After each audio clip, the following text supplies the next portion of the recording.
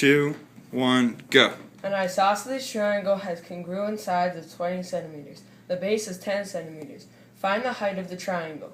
The height of the triangle is this, and that is an isosceles triangle. This is how we start the problem. Since we can't find the height by what the sides are, we're going to split the triangle in half by just drawing a line down the middle.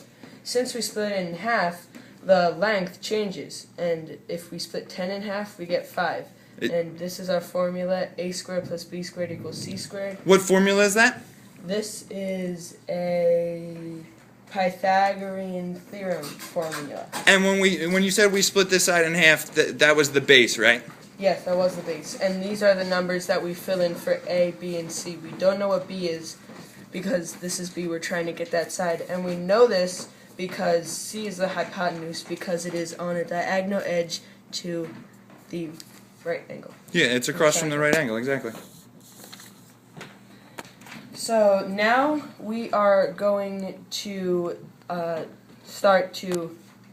we squared the numbers. 5 squared equals 25 and 20 squared equals 400.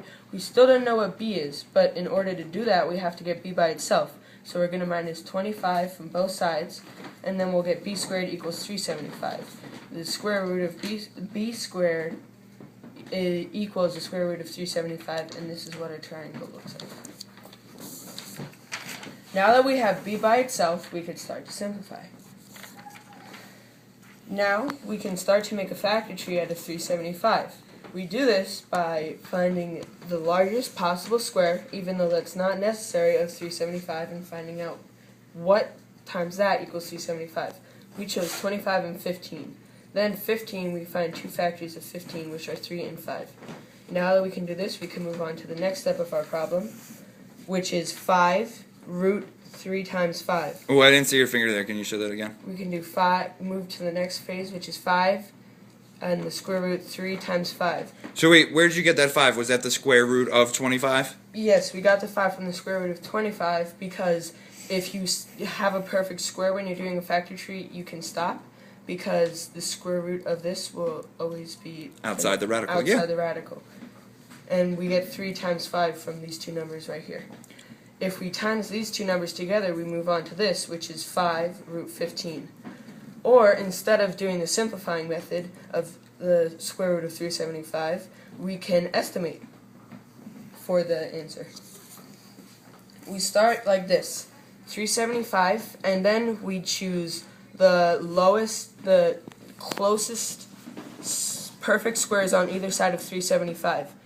The closest perfect square of 375 lower than that is 361, and that is 19 squared, and on the other side it is 400, which is 20 squares. Now we can estimate, and we do that by saying 375, what number is that closer to? Well, to me it looks like it's closer to 361, and now it's basically just a gauge of how much closer. So we know it's going to be below 19.5 but above 19.0, and now we just estimate on how far away it looks. I said it looks 19.3, and it turns out the square root of 375 is 19.3534. So we were pretty close in our estimate. The estimate of 19.3 or 5 root 15 are both good and acceptable answers in the world of math. However, simplification gives exact answers, while estimation gets you pretty close. That's the end. Yay!